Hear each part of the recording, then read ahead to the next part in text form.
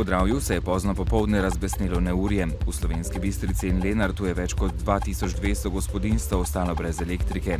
Najhuje je bilo v Benediktu. Meteorna voda je zalila prostore gasilskega doma. Močan veter je podrl nekaj dreves in odkril več streh. Krajanom so na pomoč priskočili tamkajšnji prostovoljni gasilci. Močan veter z dežjem je nevšečnosti povzročal tudi v Prlekiji. Drevo je padlo na hišo, zalilo pa je tudi nekaj kleti in trgovino. Zgornjesavinjskim gasilcem je ponoči s pomočjo dežja uspelo lokalizirati gozdni požar na območju Velikega Rogatca, čeprav ga še niso pogasili. Na težko dostopnem terenu se namreč žarišča še pojavljajo.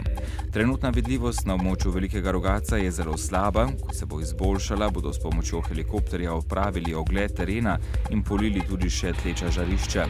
Štab vodenja intervencije vse planince in druge obiskovalce gora prosi, naj do preklica nikakor ne hodijo na območje Velikega Rogatca in se pri tem izpostavljajo nepotrebni nevarnosti. Zaradi požara je namreč teren na celotnem območju gore izredno krušljiv.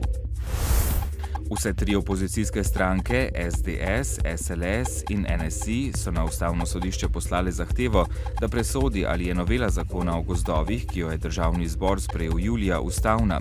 Opozicijske stranke namreč menijo, da je kazen za prevažanje lesa brez prevoznice občutno previsoka. Po njihovem mnenju zakon s tem krši ustavno načelo o sorazmerni kazni. Tovarna aluminija Talum iz Kidričevega bo letos predvidoma ustvarila od 10 do 12 milijonov evrov izgube.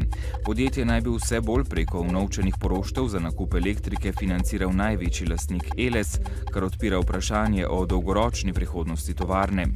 Družbo, ki za letos načrtuje okrog 275 milijonov evrov prihodkov, kar je slabih 15 milijonov evrov manj kot lani, poleg zaostrenih razmer na trgu aluminija, ki se je v primerjavi z lanskim letom pocenil, še vedno tepe tudi januarski dvig prispevkov za obnovljive vire energije.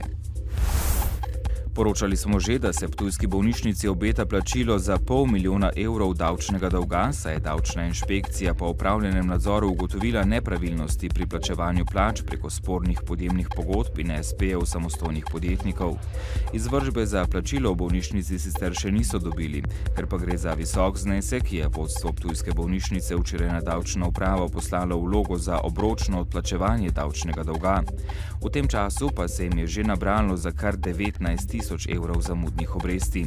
Bolnišnica je sicer želela dolg odplačati v naslednjih 5 letih, vendar pa je davčna uprava dovolila obročno odplačevanje le za 2 leti.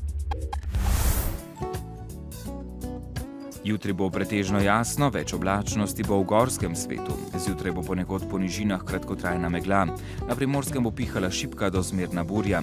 Najnižje jutrajne temperature bodo od 10 do 16, najvišje dnevne od 22 do 26 stopinj Celzija. V petek in soboto bo jasno, postopno bo topleje. Danes v Dnevniku televizije Maribor. Aviofan nakazal kupnino za mariborsko letališče. Pogini rib zaradi neurejenih razmer med inštitucijami. Do konca leta brez možnosti za redno fizioterapijo. Novice Štajerske, Pomurja in Koroške ob 18.